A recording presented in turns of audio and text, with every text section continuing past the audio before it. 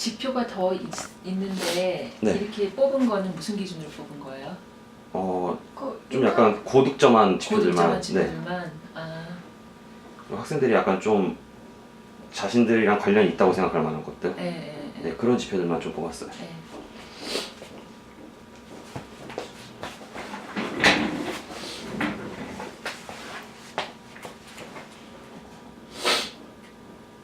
너그 핸드폰 잠깐 써보자. 네. 우리 카톡방에 그 질문 올라와 있지? 네. 그거 좀 잠깐 보자.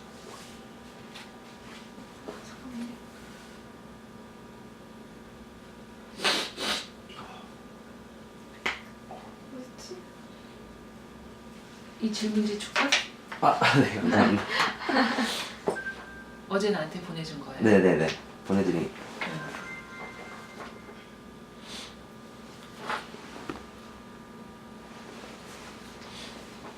네, 교수님 안녕하세요. 예. 예, 혹시 안녕하세요. 혹시 소개 잠깐만 부탁드려도 될까요? 아, 쑥스럽게 소개. 네. 신문방송학과의 김민하 교수라고 하고요. 네. 현재 학과장을 네, 네. 맡고 있고요. 네. 그다음에 나는 그 전공 영역이 저널리즘이라서 뉴스 네. 뉴스에 관한 어떤 아. 이론적인 부분을 다루고 있어요. 그래서 현재 하고 있는 수업은 이번 학기 같은 경우 저널리즘 티어리, 이전 학기 1학기 같은 경우는 저널리즘 앤 폴리틱스를 강의를 했죠. 이 정도면 될까요? 네, 감사합니다. 감사합니다. 예, 먼저 질문 하나 드릴게요. 그 저희 학교가 이번에 중앙일보에서 했던 대학평가에서 1위를 차지했잖아요. 네. 네, 그거에 대해서 교수님이 이제 개인적으로 평가하시기 어떤지, 예. 예, 그게 좀 궁금합니다. 제 개인적인 평가를 묻는다면, 네, 상당히 이제 그 다음 질문에 보니까 다른 교수님의 여론도 네네네. 묻고는 했던데, 네, 교수님들이 상당히 고무되어 있다라고는 생각이 돼요. 네. 그러니까 학교 교원으로서 자부심도 느끼고 모든 일이 그렇잖아요. 자신이 낸 성과에 대해서 네, 좋은 평가를 받으면 네, 기쁘고요. 본능적으로. 맞아요. 네, 그렇기 때문에 선생님들이 상당히 뭐라 그럴까 기쁘게 생각하고 있곤 하는데 네, 제 개인적인 평가는 그래요. 어쨌든 1등을 했다는 것, 그러니까 네. 다른 학교에 비해서 상대적으로 평가를 받았다는 것이지 네, 그렇죠. 100점을 맞았다는 것은 아니라는 점. 네, 그런 점에서는 우리가 더 노력을 경주해야 될 부분을 더 찾아내고 더 열심히 네. 가르치고 연구하고 좋은 학문 환경을 만들어내는데 계속 노력을 해야 되겠다라는 생각은 하고 있습니다. 네, 감사합니다. 네, 그러면 이제 다음 질문 드릴 텐데요. 혹시 중앙일보 대학평가에 어떤 지표들이 들어가 있는지 혹시 알고 계시나요? 제가 보긴 했는데 네. 다 이렇게 지금 열거하라면은 다 네네네. 기억은 못 하겠어요. 네. 근데 보긴 했어요. 네, 대략적인 이제 그 기준들이 있잖아요. 중앙일보에서 선정한 그 기준들이 그 대학교를 이제 평가하는데 알맞은 기준이라고 생각을 하시나요? 중앙일보 평가가 상당히 국내에서는 알겠지만은 네, 국제적으로는 뭐 타임스, 그러니까 영국에서 하는 네네. 타임스 사에서 실시하는 평가가 가장 공신력 있는 평가라고 인정을 받고 있듯이 네, 국내에서는 중앙일보에서 실시하는 대학 평가가 공신력 있는 평가라고 인정을 받고 있어요. 그래서 뭐 그 평가의 어떤 신뢰도 문제에 있어서는 학내 구성원분들뿐만이 아니라 네. 독자층 그리고 다른 학교 구성원들도 인정을 하는 부분이 아닌가라고 생각이 됩니다. 네, 감사합니다. 예. 그러면은 이제 이제 순위로 보면은 저희가 종합대학에서 1위를 했는데 예. 아직까지 이제 학생들 입장 같은 경우는 에이 우리가 무슨 일이야 뭐 그래도 뭐 서영고 서성환이지 막 그러면서 이제 기존에 이제 그런 아직 인식들이 많이 있잖아요 학생들은. 좀 그런 거에 대해서 이제 교수님들 이제 지표상에 나왔던 1위와 저희가 생각하는 저희 학교의 현재 위치와 좀 약간 괴리감이 있는 것 같은데. 그런 생각은요. 네. 물론 그런 거 있어요. 내가 모두에서 말했듯이 네네네.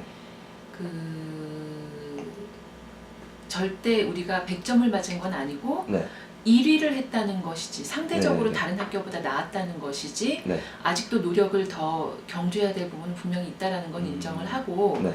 그렇지만 그런 괴리감을 느끼는 것은 아직까지는 어떤 성균관대학교 자체의 사회적인 지명도라든가 대외적인 어떤 이미지 이런 것들이 더 극적인 성장을 거두지는 못했다라는 데서 나오는 것이지 이런 평가 자체의 신뢰도에 문제가 있기 때문은 아니라고 보거든요. 아, 네. 그러니까 가령 이런 거 있잖아요. 그러니까 뭐 그러니까 얼마만큼 우리 성균관대 출신 학생들이 사회에 나가서 그런 인정을 받느냐 하는 부분들. 네. 그러니까 예를 들면은 페이스북 창업자인 뭐 마크 주커버그. 주커버그 같은 경우도 이제 페이스북을 창업함으로써 그 출신 학교인 하버드 대학교의 어떤 이미지 내지는 네임밸류가 상당히 더 많이 올라갔거든요. 네. 이런 이제 학교 구성원들이 사회에 진출을 해서 이러한 성과를 거둘 수 있다면 더 학교에 대한 어떤 신뢰도라든가 이미지 이런 것들이 더 개선이 되는 것이지 그러한 학생들을 배출하기 위해서 학교가 좋은 학문 환경을 만들어주는데 열심히 노력을 해야 되는 것이고 그렇다는 것이지 어떤 평가 자체의 신뢰도 때문에 우리가 어떤 성균관대가 아직은 1등은 아니잖아 하는 그런 거를 그런 생각을 할 필요는 없다고 생각을 해요. 일종의 모르겠어요. 그러니까 일종의 어떤 다른 여타 뭐 국립대라든가 탑 국립대라든가 다른 여타 사립대학교들이 우리 성균관대보다 먼저 쌓은 공신력, 신뢰도, 좋은 이미지 이런 것들 때문에 우리가 가지는 일종의 약간의 컴플렉스 이런 거일 수 있는 것이지 그런 부분은 얼마든지 앞으로 개선이 가능하다는 생각이 들고 앞으로 이제 뭐 이후의 질문이 또 어떤 질문이 나올지 모르겠지만 내 생각으로는 그래요. 좀 자유롭게 얘기를 한다면 아까 마크 주커버그 얘기도 했지만 이런 지표들, 양적인 지표들이 사실 중요하긴 하거든요. 뭐 어디서 1위를 하고 연구 실적 점수가 몇 점이 나오고 얼마만큼의 퍼블리케이션을 하고 뭐 이런 양적인 지표들이 중요한데 과연 학교가 질적인 성장을 이루었느냐 하는 부분. 그러니까 질적인 성장이라는 부분은 그거예요. 흔히들 말하잖아요. 한 명의 인재가 10,000명을 먹여 살린다. 그리고 또 뭐 예를 들어 그만큼 우수한 학생들에 대해서 우수한 학생들이 거둔 성과에 대해서 학교가 리워드를 충분히 해줬는가. 그리고 또 정말 우수한 학생들이 사회에 적재적소에 진출할 수 있도록 학교가 배려를 해줬는가. 그만큼 훌륭한 아카데믹한 환경을 만들어줬는가. 이런 부분들에 대해서 질적인 평가가 끊임없이 이루어져야 되는데 그런 부분들은 약간의 이제 이거는 뭐 중앙일보 평가의 공신력의 문제가 아니라 어떠한 평가도 그러니까 심지어 국제적으로 가장 신뢰도가 높다고 평가되는 타임즈의 평가에서도 평가를 못하는 부분이에요. 그쵸. 그래서 그런 부분들을 우리가 더 이렇게 주안점을 두고 아카데믹 진짜 좋은 퀄리티의 그런 교육 서비스를 제공하는데 우리가 더 노력을 하기 위해서 우리는 질적 성장을 더 이루어야 되는 것이고 그런 질적인 부분에 대해서 우리가 더 노력을 많이 해야 되는 거는 사실이에요. 사실인데 아까 이번 질문은 그거였잖아요. 그러니까 우리가 아무래도 모 대학보다는 뒤지지 않겠어 하는 그런 생각은 가질 필요가 없다라는 생각이 드는 거죠. 네, 감사합니다. 그러면 이제 약간 교수님이 이제 좀 약간 교수님이 느끼실 만한 이제 부분의 질문인데요. 그 이제 지표 관리 부분에서 교수님들 뭐 논문 피 인용 횟수나 아니면은 교수님의 연구에 대한 실적 부분에서 이제 점수가 상당히 크더라고요. 근데 이제 그런 부분에 대해서 혹시 교수님한테 실적이 내야 된다는 압박 같은 게 혹시 있으신지? 개인적으로는 압박은 못 느꼈어요. 압박은 못 느꼈고, 솔직히 말하면은 뭐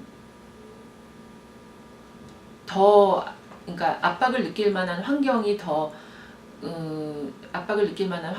조성되어 있는 여타 대학도 있을 수 있으니까. 그러니까 뭐 저로서는 압박이라고까지는 못 느꼈고 다만 긴장을 늦추지는 않게끔 그러니까 그러니까 교원으로서 네. 그러니까 사실 연구와 교육이 밀접한 연관이 있거든요. 네. 그러니까 연구를 끊임없이 해야지 네. 교육 내용에도 반영이 되는 것이고 하는 밀접한 연관이 있기 때문에 네. 연구를 하지 않고 뭐 교육만 하겠다 또는 교육은 신경을 안 쓰고 연구만 한다 이런 거는 사실 어불성설이에요. 아, 그래서 연구와 교육이 밀접한 연관이 있는 건 사실인데 네. 압박을 느꼈다라는 것은 적절한 표현은 아닌 것 같고 네. 다만 교원들이 긴장을 늦추지 않고 연구에 매진하게끔 그러한 환경은 조성되어 있다라는 생각은 들어요. 그래서 네. 개인적으로는 대학교이기 때문에 네. 연구가 개인적인 성과를 내기 위해서 수행되어야 되는 업무는 아니라고 보고 네. 대학교이기 때문에 대학교에서의 대학교라는 곳은 정말 양질의 교육 서비스를 제공하는 곳이잖아요. 네. 그러한 곳이 되어야 되는 거잖아요. 네. 그렇다면은 교육 수요자, 다시 말해서 학생들에게 네. 좋은 퀄리티의 교육, 질 높은 교육을 제공해야 된다라는 거죠. 그러한 목적을 두고 그러한 큰 그림의 틀 안에서 네. 연구가 수행되어야 되는 것이지 어떤 개인적인 이름을 드높이겠다라는 어떤 그 뭐라 그러나 걔는 약간 명예욕 같은. 그렇죠. 네. 그러니까 명예욕 때문에 연구를 수행하는 것은 맞지 않다는 생각이 드는 것이 우리가 사실 그 지표를 위해서 우리가 연구를 하는 건 아니고 네. 네. 그러니까 우리가 대학교로서 1등을 하기 위해서 네. 연구를 해야 아. 되는 것은 아니라는 네네. 생각이 들고 다만 우리가 학생들에게 정말 좋은 양질의 교육을 네. 제공하기 위해서 연구를 해야 된다는 생각이 들기 때문에 네. 선생님으로서 일종의 의무감? 네. 네. 의무감이라는 생각을 항상 가지고 있어요. 그거 영상이 짧게 돼서 그래 그거. 네, 말씀해 주시겠어요? 켜졌어요? 네, 켰어요. 네. 실질적으로 영어 강의를 하시는 선생님들의 대부분은 연령층이 아마 낮으실 거예요. 네. 근데 그게 잘못된 것은 아니라고 봐요. 왜냐하면 영어 아무래도 한국에 뭐 유학을 다녀오셨을지라도 네. 그러니까 한국에 귀국하신 지 오래되셨다면 선생님들이 아무래도 국제어를 사용할 기회도 많지 않았을 것이고 해서 제2외국어다 보니까 모국어가 아니다 보니까 자꾸 잊어버리게 되잖아요. 네. 영어를 많이 안 쓰다 보면은 영어를 또 잘 못하실 수도 있고 네. 그러면 요즘 학생들은 어릴 때부터 또 영어를 배우잖아요. 네, 그러더라고요. 네. 그런데 일종의 이제 수업도 교육 서비스인데 네. 좋은 퀄리티의 교육 서비스를 제공해야 될 텐데 영어가 질곡이 되어서는 안 될 것 네. 같거든요. 네. 그래서 개인적으로는 국제어 강의를 네. 잘 하실 수 있는 선생님들이 그 국제어 강의를 하시는 게 맞다라는 생각이 들고요. 네. 어떤 의무감에서 네. 다시 아까 말했듯이 지표를 위해서 국제어 강의를 한다는 것은 사실 그렇게 바람직하지는 않다라고 생각을 해요. 네. 그렇지만 우리가 국제어 강의가 30%에 육박을 하고 네. 그런 부분에서 좋은 평가를 받은 것은 상당히 고무적이라고 생각은 되거든요. 왜냐하면 네. 이렇게 국제사회, 그러니까 글로벌라이제이션이 진행이 네. 되다 보니까 여기 성균관대학교에서도 그 외국 유학생들이 많아지고 있고 네. 또 우리 학생들이 또 외국에 교환 학생이라든가 또 유학을 가는 경우도 많아지고 있거든요. 네. 그러니까 나 자신도 국제어 강의를 하고 있지만 나는 뭐 내 과목을 다 국제어 강의로 하고 있긴 한데 네. 국제어 강의를 하고 있지만 학생들에게 국제어 강의라는 것이 너무나 좋은 기회를 제공하고 있어요. 네, 그러니까 유학 가기 전에 모국어는 아니지만 네. 어떤 국제어 강의 풍토가 조성이 돼서 자꾸 연습하는 그런 환경도 조성이 되고 네. 그러니까 국제어라는 게 사실 여러 가지 베니핏이 있거든요. 여러 가지 어드밴티지가 있는데 뭐 기존에 그러니까 모국어 사람의 지식 체계는 사실 그래요. 네. 이렇게 태어나서부터 언어를 통해서 언어를 하나하나씩 배우면서 지식이 습득되는 거기 때문에 네. 사실 창의성이라는 부분은 지식하고는 약간 반비례할 수 있거든요. 지식 수준이 높아지면 네. 알의 수준이 높아진다는 것인데 네. 지식 수준이 높아지면 그러니까 학습력이 높아지면 창의성은 그만큼 또 네. 떨어질 수가 있는 거거든요. 네. 근데 지식 수준이 높아진다라는 것은 그러니까 아이가 태어났을 때 뭐 어머니, 아버지, 뭐 신호등, 학교, 책가방, 책 이런 단어들을 배운다는 것이 다 지식이 습득되어 간다라는 거예요. 네.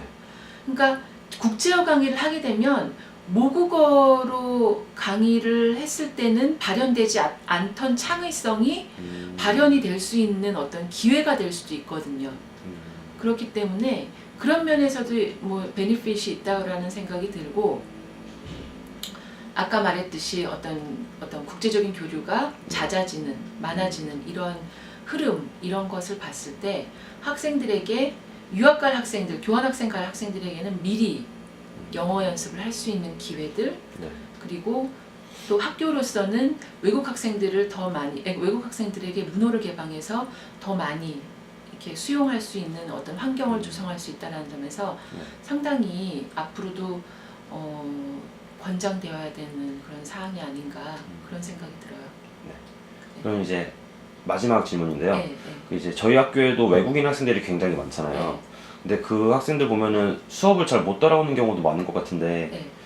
이제 그렇기 때문에 이제 저희가 또 신문방송학과이다 보니까 네. 이제 팀을 이뤄서 하는 수업들이 굉장히 많잖아요. 네. 이제 그 안에서 이제 약간 좀 외국인 학생들과 이제 우리 그냥 한국 학생들의 약간 좀 뭐라 그래야 되지? 지식의 차이라고 네, 해야 지식 되나? 차이. 예, 그런 것 때문에 이제 좀 약간 잘 못 어울리는 모습들이 나타나고 있는 것 같은데 그런 면에서 봤을 때 교환 학생을 많이 보내고 또 많이 받고 하는 게 과연 그 우리가 실제로 여기서 공부하고 있는 학생들에게 어느 정도 도움이 되는 것인지 네. 그거에 대해서 교수님의 생각이 좀 궁금해요. 리더십이라는 거는 네. 우리 모두가 다 사회의 리더가 되기 위해서 공부를 하는 거잖아요. 네네네. 리더십이라는 것은 리더십의 요건이 몇 가지가 있는데 그 중에 가장 중요한 요건 중에 하나가 배려예요. 배려. 그렇기 때문에 네. 사실 뭐 진짜 뭐 우열반을 만들어서 우수한 학생들끼리만 모아서 네. 모여 있게끔 만드는 게 올바른 교육인가 했을 때 나는 그렇게는 안 보거든요. 네.